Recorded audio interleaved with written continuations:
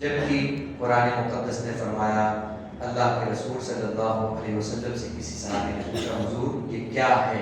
یسألونک عن الخمر والمیسر، شراب اور جوا کے بارے میں کیا حکم ہے؟ تو اللہ کے رسول صلی اللہ علیہ وسلم نے بھی اور قرآن نے بھی واضح طور پر فرمایا، فیہما اثم کبیر، اس میں بہت بڑا گناہ ہے، ومنافع للناس، ہاں کبھی کبھی فائدہ بھی ہوتا ہے اس کا۔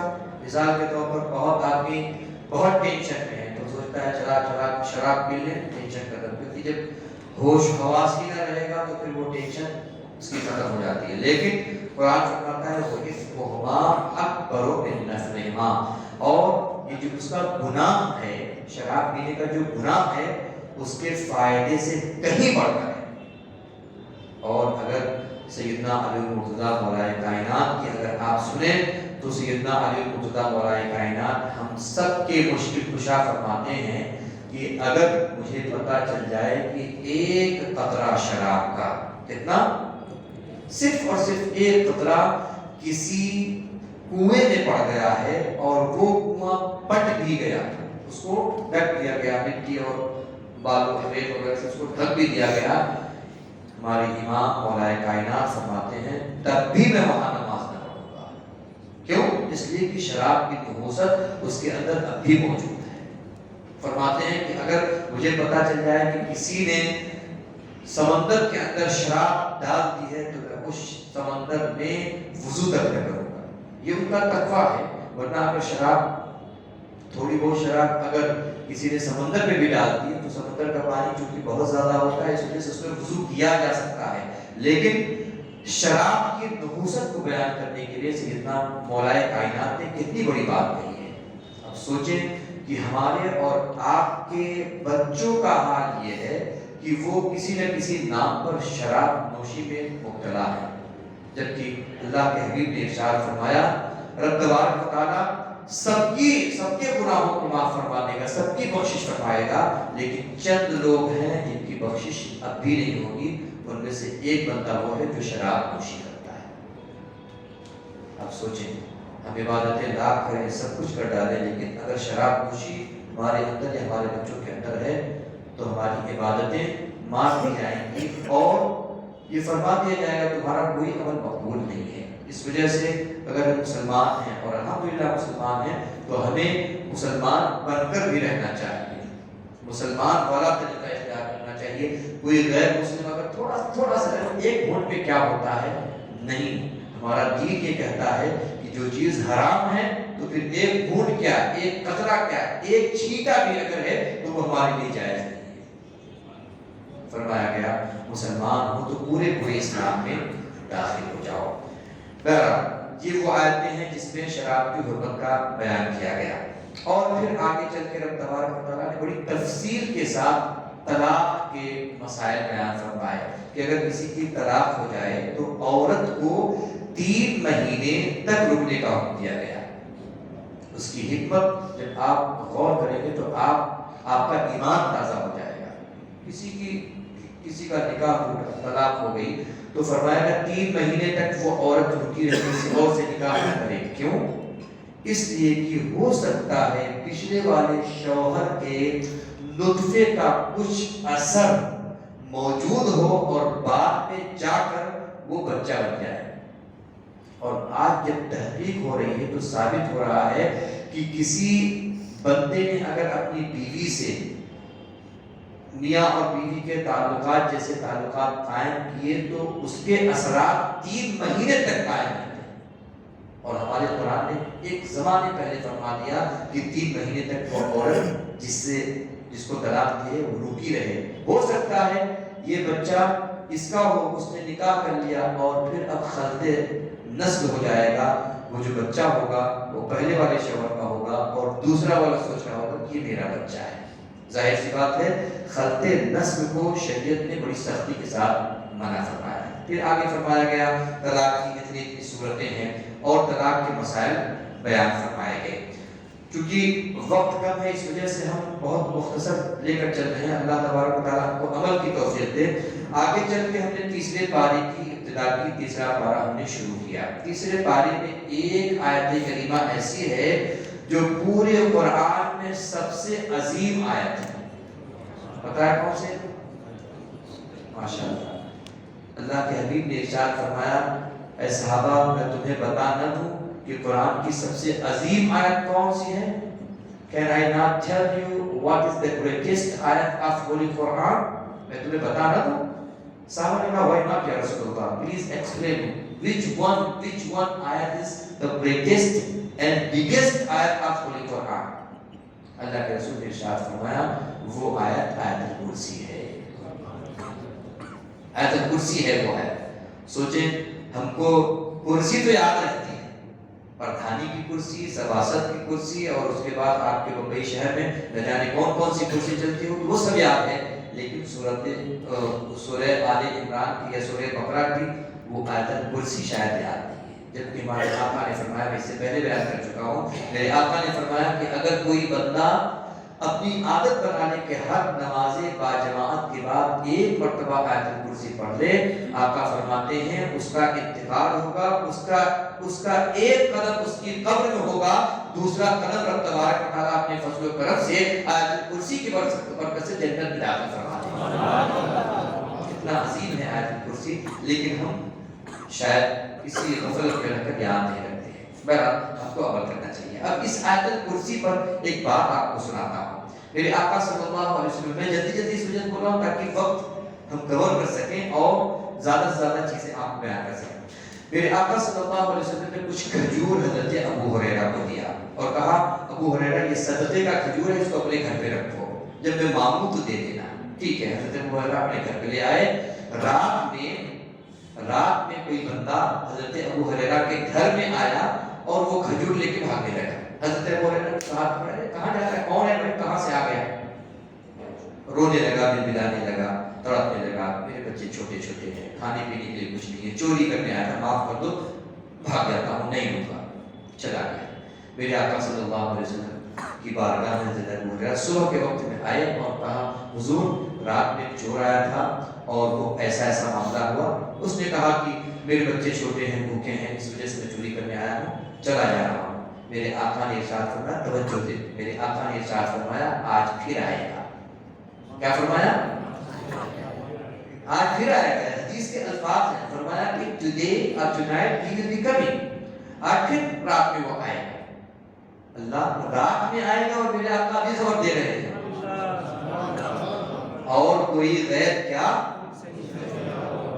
جب نہ خدا ہی چھپا, کہاں ہے وہ ظالم جو کہتے ہیں کہ نبی کو کیا نہیں ہے. میرے آقا تو بتا رہے ہیں کہ وہ آج رات میں آئے گا, اور آگے یہ بھی بتایا کہ وہ ہے کون. حضرت ابو ہریرہ کہتے ہیں اب تو میں تاکے بیٹھا تھا. ظاہر سی بات ہے سرکار کی طرف سے کنفرم ہو گیا کہ he will be coming and he will be stealing your کھجور, رائٹ. تو حضرت ابو ہریرہ تاکے بیٹھے ہیں, آئے گا. پھر آیا جیسے چوری کرنے لگا, پکڑا, جب مردود کل آیا تھا, منع کیا, اور پھر آ گیا, پھر وہی رونا. My kids are very small, they are feeling hungry, that's why I came to steal these kھجور. مجھے معاف کر تو اب نہیں آؤں گا. ٹھیک ہے, بڑی ہمبل ریکویسٹ کی. حضرت ابو ہریرہ نے پھر چھوڑ دیا. سرکار کی بارگاہ میں صبح آئے, پھر کہا حضور وہ پھر سے آیا تھا. میرے آقا نے فرمایا آج رات پھر آئے گا. اللہ اکبر. حضرت ابو ہریرہ بیٹھے رہے, انتظار کرتے رہے, آئے گا. جب رسول نے کہہ دیا تو آئے گا. اب آپ بتائیں یہ عقیدہ کی سرکار کو غیب کا علم ہے اور کل کیا ہونے والا ہے, یہ حضرت ابو ہریرہ کا عقیدہ ہے یا نہیں؟ اور پھر وہ جو چیز آگے آ رہی ہے وہ بتانے کے لیے میں اس کو بیان کر رہا ہوں. حضرت ابو ہریرہ کہتے ہیں وہ آیا کی, میں نے اس کو پکڑا کی. اس کے بعد جب وہ جانے لگا تو وہ کہنے لگا کہ میں تمہیں ایک بات سکھا کے جا رہا ہوں, اس کو تم پڑھ لیا کرو, تم بلاؤں سے محفوظ رہو گے.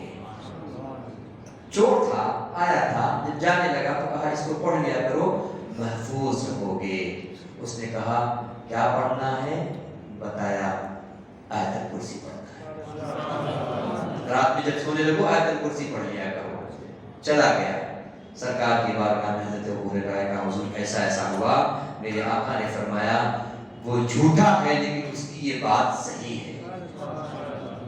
اور فرمایا تم نہیں جانتے ہو یہ بات شیطان، وہ شیطان تھا تمہارے گھر میں آتا تھا، دیکھو شیطان بھی تمہیں یہ چیزیں بتا کے چلا گیا۔ تو کبھی کبھی ایسا ہوتا ہے، لگتا ہے کوئی شیطان بھی ہوتا ہے باتیں اچھی کر جاتا ہے، اس کا مطلب یہ نہیں کہ ہم اس کو فالو کرنا شروع کر دیں گے، ٹھیک ہے۔ اور اس نے بتایا، جانے کے بعد اس نے بتایا کہ یہ آیت الکرسی ہے، اگر تم پڑھ لیا کرو گے تو بہت سارے حادثوں سے محفوظ ہو جاؤ گے، اور خاص طور سے شیطانی جو حادثے ہوتے ہیں اس سے تم محفوظ ہو جاؤ گے۔ اور ایک عمل میں آپ کو بتا دوں، واللہ آپ کا ایمان تازہ ہو جائے گا۔ میں مصر میں تھا، اور جو روم مجھے allot کیا گیا تھا، اس روم میں کچھ مجھے تکلیف ہوتی تھی، مجھے ایسا لگتا تھا کہ میں جیسے ہی سوتا ہوں میرے سینے پہ کوئی چڑھ کر سوار ہو جاتا ہے، اور میں لاکھ کوشش کرتا ہوں ہٹتا نہیں ہے۔ میں نے روم کا جو مینیجر تھا اس کو میں نے خبر کیا، تو اس نے کہا ارے یہ پھر آ گیا، یہ مسئلہ پھر سے شروع ہو گیا۔ اس کا مطلب یہ تھا کہ پہلے سے ایسا کوئی مسئلہ چلا آ رہا تھا، بعد میں ختم ہو گیا تھا، لیکن پھر شروع ہو گیا۔ اسی دوران مجھے اللہ کے رسول کی ایک حدیث ملی، میں پڑھ رہا تھا، مجھے حدیث ملی، سرکار نے فرمایا کہ جب تم اپنے گھروں میں داخل ہو تو سلام کر لو، وہی سلام جو عام طور سے کہتے ہیں السلام علیکم ورحمۃ اللہ وبرکاتہ، فرماتے ہیں تم اپنے گھر میں داخل ہو تو سلام کر لو، شیطان کے وسواس سے اور شیطان کی بکواس سے محفوظ ہو جاؤ۔ اللہ گواہ ہے، یہ مسجد ہے، میں نے جب سے وہ حدیث پڑھی اس پر عمل کرنا شروع کر دیا، اس کے بعد کبھی ایسا نہیں ہوا کہ میرے سینے پہ کوئی چیز بیٹھی ہو اور وہ مجھے پریشان کر رہی ہو۔ تو اس وجہ سے جب بھی آپ اپنے گھروں میں داخل ہو سلام کریں، آیت الکرسی پڑھ لیں، انشاءاللہ محفوظ رہیں گے۔ اللہ رب العزت ہمارے عمل کو قبول فرمائے۔ میں سمجھ سکتا ہوں کہ آپ کو بھی اور مجھ کو بھی، سب کو جلدی ہے، لیکن بتاؤ تو صحیح، اللہ کا فضل ہے، فجر میں بیان کیا، جمعے میں بیان کیا، تراویح پڑھائی، اور پھر بیان کر رہا ہوں۔ جب میں نہیں تھک رہا ہوں تو آپ کیوں تھک رہے ہیں؟ جو لوگ گھڑی دیکھ رہے ہیں ان کو میں کہہ رہا ہوں جب میں نہیں تھک رہا ہوں تو آپ کیوں تھک رہے ہیں؟ میں تو پانی پی پی کے آپ کو سنانا چاہ رہا ہوں، تو اگر آپ کو تھک رہے ہیں آپ بھی پانی پئیں، لیکن سنیں، کیونکہ یہ باتیں ایسی ہیں، واللہ بتا رہا ہوں شاید آپ کو ایسی باتیں میسر نہ ہوں۔ میں یہ نہیں کہتا ہوں کہ آپ نہیں سنیں گے، لیکن چونکہ ڈائریکٹ قرآن سے جو تفسیر ہوگی وہ بہت کم ملتی ہے۔ بہرحال آگے میں آپ کو بیان کرتا ہوں۔ مرنے کے بعد زندگی، یہ ایک ایسا مسئلہ ہے جو مسلمانوں کے نزدیک متحقق ہے۔ حضرت عزیر علیہ السلام کا تذکرہ قرآن مقدس میں یہاں کیا گیا۔ حضرت عزیر علیہ السلام بیت المقدس کی سرزمین سے گزر رہے تھے، آپ نے تاریخ شاید پڑھی ہوگی، بخت نصر ایک بادشاہ گزرا ہے جس نے پورے علاقے کو تہس نہس کر دیا، مارا کاٹا پیٹا، اور اس کا عالم یہ ہو گیا کہ پوری بستی ویران ہو گئی۔ حضرت عزیر علیہ السلام اس راستے سے گزرے تو کہا انا یحیی ھذہ اللہ بعد موتھا، اے اللہ یہ سب تو الٹ پلٹ گیا، اس کے لوگ مر گئے، اور یہ کیسے زندہ ہوں گے؟ سنیں، کہا مولا یہ کیسے زندہ ہوں؟ ایسا نہیں کہ حضرت عزیر علیہ السلام کوئی شک تھا، بلکہ وہ تعلیم کے لیے، انہوں نے جب پوچھا تو رب تبارک و تعالیٰ نے فرمایا اور ہم کو یہ تعلیم ملی۔ اللہ رب العزت نے حضرت عزیر علیہ السلام ہی کو وفات دی، پتا ہے کتنے دن کے لیے؟ 1-2 دن کے لیے نہیں، بلکہ 100 سال کے لیے، پورا 100 سال۔ عام حالات میں لوگوں کی زندگی نہیں ہوتی ہے 100 سال، اور وہاں حضرت عزیر کو 100 سال کی وفات دے دی گئی، اور 100 سال کے بعد جب اٹھایا گیا تو پوچھا رب نے اے عزیر کتنی دیر تک ٹھہرے گئے؟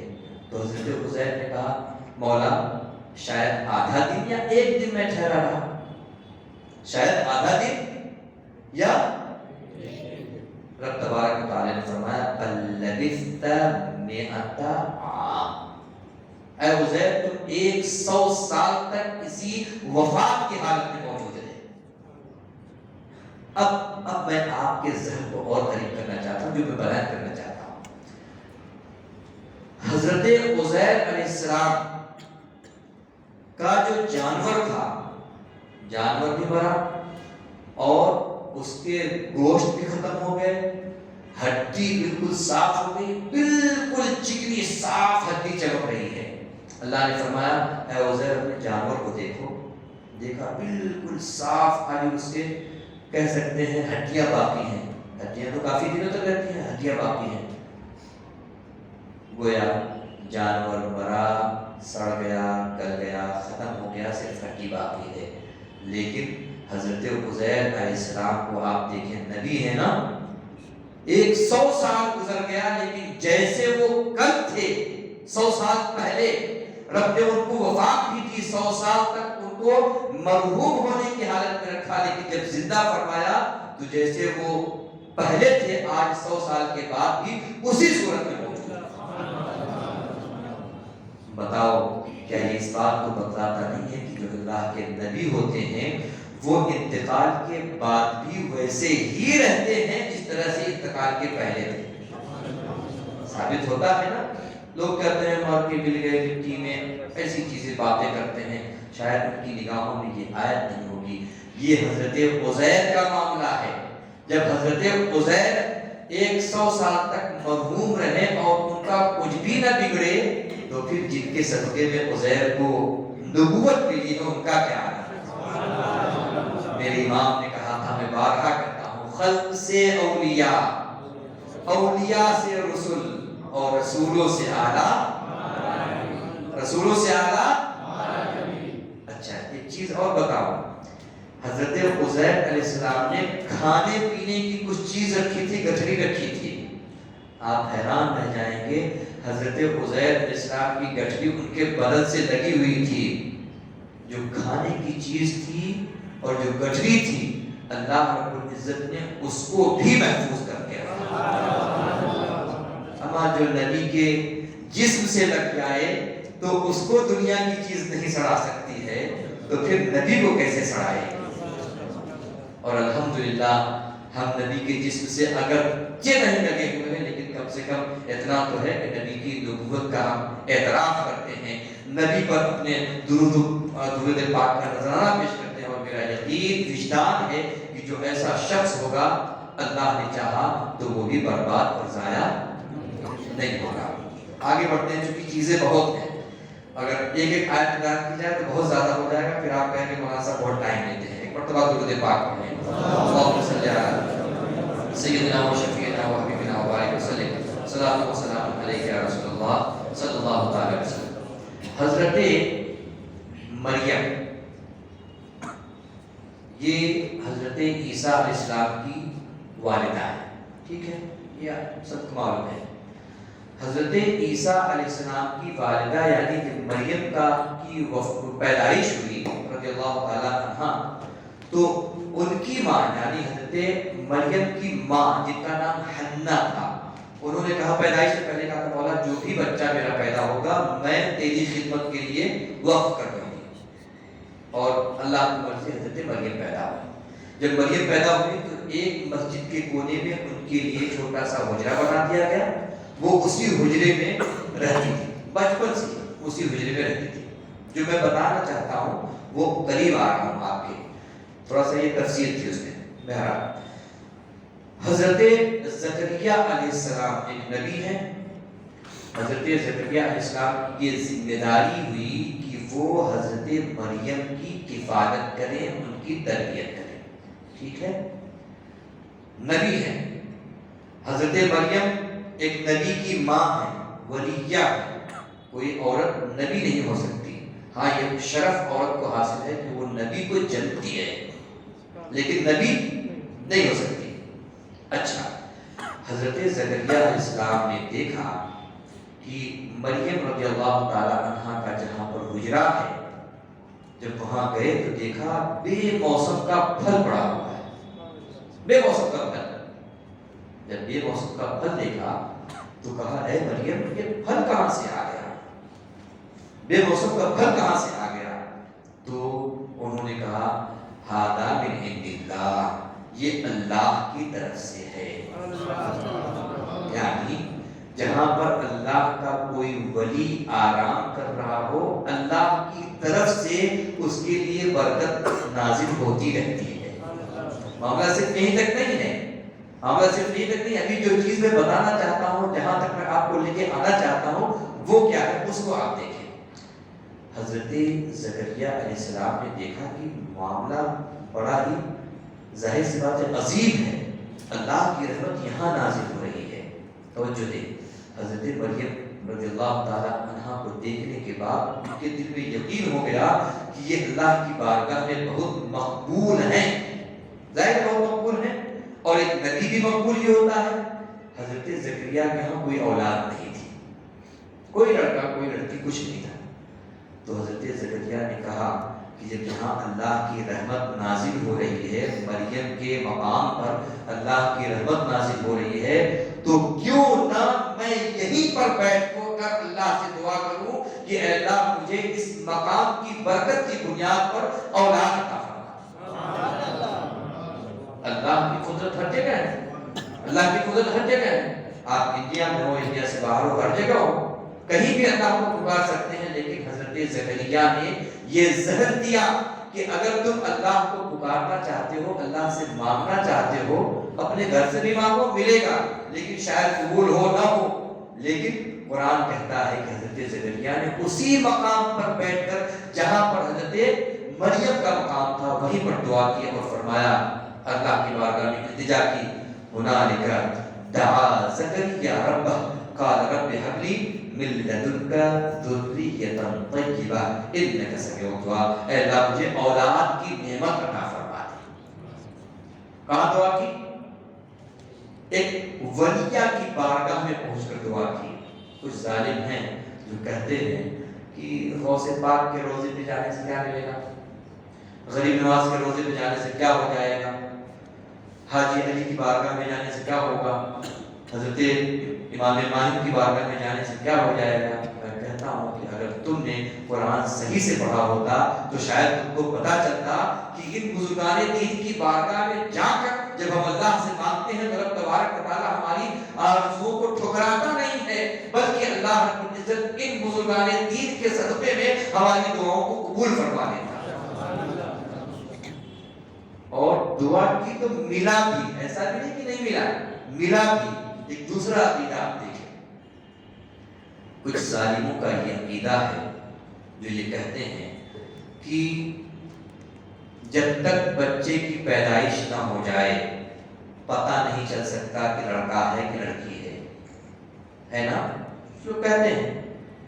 جبکہ ہمارا عقیدہ یہ ہے کہ اللہ رب العزت اور اس کے فرشتوں اور اس کے نبیوں، بلکہ اس کے بتانے سے اس کے بہت سارے ولیوں کو یہ پتا رہتا ہے کہ پیدا ہونے والا لڑکا ہے یا لڑکی ہے۔ جب حضرت زکریا نے دعا کی تو رب تبارک تعالیٰ نے فرشتوں کے ذریعے سے ندا فرما دیا کہ اے زکریا تمہارے گھر میں لڑکا پیدا ہونے والا ہے، لڑکا پیدا ہونے والا ہے۔ اور یہی تک نہیں بلکہ فرمایا کہ اس کا نام یحییٰ ہوگا۔ یہی تک نہیں بلکہ یہ فرمایا کہ وہ بھی نبی ہوگا۔ یہی تک نہیں بلکہ وہ اپنی قوم میں قیادت کا کام انجام دے گا۔ حضرت زکریا کو تھوڑی دیر کے لیے حیرت ہوئی، مولا میں تو بوڑھا ہو گیا ہوں، میرے بال پک گئے ہیں، کیسے لڑکا ہو سکتا ہے، بچہ ہو سکتا ہے؟ رب نے فرمایا جو رب بغیر ماں باپ کے حضرت آدم کو پیدا کرنے پر قادر ہے، بغیر باپ کے حضرت عیسیٰ کو پیدا کرنے پر قادر ہے، وہ رب اس پر قادر ہے کہ یہاں تو جوڑے موجود ہیں، اللہ تم کو اولاد عطا فرمائے گا۔ اور الحمدللہ اولاد ہوئی۔ کچھ لوگ کہتے ہیں نا کہ نبی کو کیا پتا کہ ماں کے پیٹ میں کیا پل رہا ہے، ان کو بتا دیجئے کہ نبی تو بہت دور کی چیز ہے، عظیم چیز ہے، بلکہ اللہ کے فرشتوں کو یہ پتا ہے کہ بچہ ہونے والا ہے یا بچی ہونے والی ہے۔ یہ عقیدہ کہاں سے ملتا ہے؟ قرآن مقدس کی آیت کریمہ سورہ آل عمران سے ملتا ہے۔ اگر وہ ان آیتوں کو صحیح معنوں میں ایمان کے ساتھ پڑھتے تو ان کا بھی کلیجہ جس طرح سے ہمارا ٹھنڈا ہو رہا ہے اس طرح سے ان کا بھی ٹھنڈا ہوتا۔ لیکن یہ اپنے اپنے نصیب کی بات ہے کہ قرآن کوئی پڑھ کر مچل جاتا ہے اور کوئی قرآن پڑھ کے بھی بہت جاتا ہے۔ قرآن کہتا ہے نا یضل بہ کثیرا ویہدی بہ کثیرا، اس قرآن سے بہت سارے لوگ ہدایت پا جاتے ہیں، لیکن قرآن پڑھنے کے بعد بھی اگر نور ایمان نہیں ہے تو وہ گمراہ بھی ہو جاتے ہیں۔ اللہ اکبر۔ آگے چل کے سیدنا عیسیٰ علیہ السلام کا تذکرہ ہوا، عیسیٰ علیہ السلام کی ولادت ہوئی، وہ پورا واقعہ ہے، میں اس طرف نہیں جاتا ہوں، مختصر رکھ کرتا ہوں۔ جب عیسیٰ علیہ السلام کی ولادت ہوئی، لوگوں نے کہا کہ یہ بچہ کہاں سے لائے ہو؟ انہوں نے کہا کہ اللہ تعالیٰ نے مجھے دیا ہے، اس بچے سے ہی پوچھ لو۔ ابھی بچے کی عمر 1 دن کی نہیں ہے، 1 دن بھی حضرت عیسیٰ علیہ السلام کی عمر نہیں ہے۔ لوگوں نے کہا کہ بچے سے پوچھ لیں، بچہ کبھی بالکل چھوٹا سا ہے، اس سے کیسے سوال کیا جا سکتا ہے؟ لیکن حضرت مریم نے کہا آپ مجھے بچے سے پوچھ لو۔ جب لوگوں نے پوچھا کیا معاملہ ہے، تو حضرت عیسیٰ علیہ السلام ماں کی گود سے، اور ایک روایت ہے کہ وہ مہد جو جھولنا پالنا رکھا رہتا ہے، وہاں پر لیٹے لیٹے انگلی کا اشارہ کر کر کے کہہ رہے ہیں کہ اللہ نے مجھے نبی بنایا ہے، میری ماں کے اوپر تہمت نہ لگا۔ جب نبی 1 دن کا ہو اور وہ حالات سمجھ رہا ہو تو پھر وہ تو حضرت عیسیٰ ہیں۔ پھر میں کہتا ہوں کہ حضرت عیسیٰ کو کہ اگر نبوت ملی ہے تو ہمارے نبی کے صدقے میں ملی ہے۔ جب حضرت عیسیٰ کا عالم یہ ہے تو ہمارے آقا کا کیا حال ہے؟ اللہ اکبر۔ اور حضرت عیسیٰ خود کہتے ہیں کہ میں تمہارے گھر میں کیا بن رہا ہے مجھے پتا ہے، وہ انب حکم بما تأکلون وما تدخرون فی بیوتکم، تمہارے گھر میں کیا کیا ہے مجھے پتا ہے۔ انب حکم، میں تمہیں غیب کی خبر بتا سکتا ہوں، قرآن ہے، میں تمہیں غیب کی خبر بتا رہا ہوں کہ تمہارے گھر میں کیا ہے، کیا چل رہا ہے۔ یہاں حضرت عیسیٰ علیہ السلام کے تعلق سے قرآن نے واضح طور پر کہہ دیا کہ وہ خود ہی کہہ رہے ہیں کہ میں اللہ کے فضل و کرم سے کسی چیز میں پھونک مار دوں تو وہ چڑیا زندہ ہو کے اڑ جائے گی، مٹی ہے اس میں پھونک ماروں گا چڑیا زندہ ہو کے اڑ جائے گی۔ جب حضرت عیسیٰ علیہ السلام کے پھونک میں یہ اثر ہے تو قربان جائیے رسول اللہ کے پھونک اور دم کا کیا اثر اللہ۔ یہی وجہ ہے کہ صحابہ کرام کا طریقہ تھا۔ میں بخاری شریف کی حدیث پڑھی ہے، ایک صحابی تھے، ان کے گھر پہ آقا تشریف لے آئے، آقا صلی اللہ علیہ وسلم کے دروازے پر دستک کی اور کہا السلام علیکم، ٹھیک ہے، صحابی گھر کے اندر موجود تھے لیکن دروازے کے پیچھے سے بہت سلو، اتنا بھی کوئی سن پائے، ایسے کہا۔ رسول پاک صلی اللہ علیہ وسلم نے پھر فرمایا السلام علیکم، صحابی پیچھے سے نکلے، بہت ایسا بھی کوئی سن پائے۔ میرے آقا نے پھر فرمایا السلام علیکم، جیسے تیسری مرتبہ کہا تو صحابی زور سے بول پڑے وعلیکم السلام ورحمۃ اللہ وبرکاتہ یا نبی اللہ۔ میرے آقا مسکرا کے فرماتے ہیں صحابی 2 مرتبہ جواب نہیں دیا، کہا میرے آقا مجھ کو تو سلامتی کی برکتیں مل رہی تھی، اگر پہلی مرتبہ سلامتی کا جواب دے دیتا تو سرکار 2 مرتبہ سلامتی کہاں سے مل پاتی؟ یہ صحابہ کا عقیدہ تھا اور الحمدللہ ہم اس پر کاربند ہیں، اس پر ہم کاربند ہیں الحمدللہ رب العالمین۔ آگے چل کے رب تبارک و تعالیٰ نے حضرت عیسیٰ اور حضرت آدم علیہ السلام کا موازنہ کیا۔ نصرانیوں نے، عیسائیوں نے آ کر کہا تھا کہ دیکھ لو اے محمد عربی، دیکھ لو کہ ہمارے نبی کی بڑی شان ہے، حضرت عیسیٰ علیہ السلام کی بڑی شان ہے۔ کیوں؟ اس لیے کہ بغیر باپ کو پیدا ہوئے ہیں، اس وجہ سے وہ سب نبیوں میں آنا ہے۔ تو قرآن نازل ہوا اور فرمایا گیا کہ اگر بغیر باپ کے پیدا ہونے کی بنیاد پر کسی کو عظمت ملتی ہے تو اس معاملے میں حضرت آدم علیہ السلام سب سے بڑھ کر، وہاں تو بغیر باپ بغیر ماں کے رب تبارک تعالیٰ نے پیدا فرمایا گیا رب تبارک تعالیٰ جس کو عظیم بناتا ہے وہ عظیم ہوتا ہے۔ بلا شبہ حضرت عیسیٰ علیہ السلام عظمت والے، رفعت والے، بلندی والے ہیں، لیکن اس کا یہ قطعاً مطلب نہیں ہے کہ کوئی یہ کہنا شروع کر دے کہ عیسیٰ علیہ السلام کا مرتبہ ہمارے اور آپ کے آقا سے بڑھ کر ہے۔ خود حضرت عیسیٰ علیہ السلام کا قول سورہ صف کے اندر تبارک تعالیٰ نے ذکر فرمایا، حضرت عیسیٰ علیہ السلام خود ہی کہتے ہیں اپنی قوم سے اے میری قوم، میرے بعد ایک رسول آنے والے ہیں جن کا نام احمد ہوگا، جن کا نام احمد ہوگا، وہ جب تشریف لے آئیں گے تو ہر طرف اجالے ہی اجالے ہو جائیں گے، وہ جب تشریف لے آئیں گے تو ظلمتوں کا دور دور تک کوئی نشان نہیں ہوگا۔ اور الحمدللہ جب ہمارے اور آپ کے آقا تشریف لے آئے تو آپ کو تاریخ پتا ہے، جو ڈارکنس عرب دنیا پر چھائی ہوئی تھی، جو تاریخی دنیا عرب پر چھائی ہوئی تھی، بچیوں کو زندہ درگور کر دینا، غلاموں کو تڑپانا، مارنا، یہ ڈارکنس، یہ کب دور ہوئی؟ میرے آقا کے آنے سے ہی یہ سارے خرافات ختم ہو گئے۔ الحمدللہ رب العالمین۔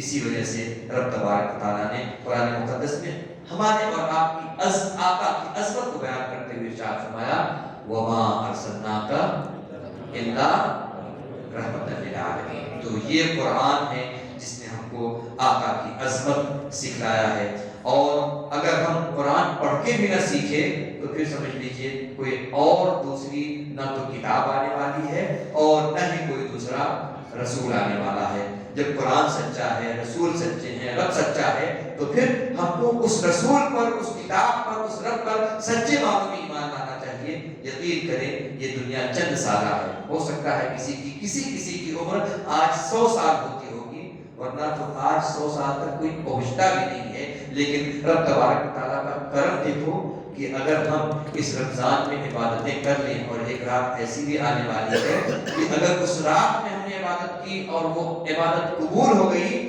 تو شاید ہم کو 100 سال سے بڑھ کر ثواب ہوتا ہے۔ اس وجہ سے رمضان کا ایک لمحہ ہم کو بالکل حساب کے ساتھ گزارنا ہے، اپنے رب کی رضا چاہنی ہے، رسول پاک صلی اللہ علیہ وسلم کی اطاعت میں گزارنا ہے۔ یقین کریں اسی میں دنیا کی بھی کامیابی ہے اور آخرت کی بھی کامیابی ہے۔ رب تبارک و تعالیٰ کی بارگاہ میں دعا ہے رب تبارک و تعالیٰ ہم کو، آپ کو، سب کو سرکار صلی اللہ علیہ وسلم کی اطاعت اور فرما برداری کی توفیق نصیب فرمائے۔ مولا کریم رب ہمارے پڑھنے سننے میں، ہماری تفسیر کرنے میں، تراویح اور عبادتوں میں کوئی اگر خامی لغزش ہوئی ہو تو مولا معاف فرما دے، اور اپنے فضل و کرم سے سب کو اپنی بارگاہ میں قبول فرما دے۔ مولا جتنے بھی تیرے بندوں نے قرآن کی تفسیر سننے کے لیے وقت دیا، مولا تعالیٰ ان کے وقت میں بے پناہ برکتیں عطا فرما۔ مولا ان کے عمر میں، اقبال میں، دولت و ثروت میں، شہرت میں، عزت میں، مولا اپنے فضل و کرم سے بے پناہ برکتیں عطا فرما۔ اے کریم رب ہم جب یہاں سے نکل رہے ہوں تو مولا تعالیٰ تیرے فرشتوں کی زبان سے ہم سبوں کے لیے مزدۂ بخشش عطا فرما۔ مولا ہم سب کی دعاؤں کو قبول فرما لے۔ مولا اس مسجد کو دن دونی رات چوگنی ترقی عطا فرما دے۔ مسجد کے اراکین، مصلین، مقتدیین، امام، خدام اور تمام جتنے بھی مولا کارکنان ہیں، مولا مؤذنین ہیں، سب کو بے پناہ برکتیں عطا فرما دے۔ مولا اپنے فضل و کرم سے ہم سبوں کو اپنا قرب نصیب فرما دے۔ مولا جو کچھ بھی ٹوٹی ٹوٹی عبادتیں ہو رہی ہے اپنی بارگاہ ناز میں اس کو قبولیت کا درجہ عطا فرما دے۔ مولا ہمارے مرحومین کی بخشش فرما دے۔ جو زندہ ہیں، حیات سے ہیں، مولا اپنے فضل و کرم سے ہمارے تمام عزیزوں کو عمر خضری بالخیر نصیب فرما دے۔ جو مریض ہیں مولا شفایاب عطا فرما دے۔ مولا ہر ایک کی جائز مرادوں کو پورا فرما دے۔ ان اللہ و ملائکتہ یصلون علی النبی یا ایھا الذین آمنوا صلوا علیہ وسلموا تسلیما۔ اللهم صل علی سیدنا و شفیعنا و حبیبنا و بارک وسلم۔ صلاۃ و سلام علیک یا رسول اللہ صلی اللہ تعالی علیہ وسلم۔ سبحان ربک رب العزۃ عما یصفون وسلام علی المرسلین والحمد للہ رب العالمین۔ لا الہ الا اللہ محمد رسول اللہ صلی اللہ علیہ وسلم۔ صلاۃ و سلام یا نبی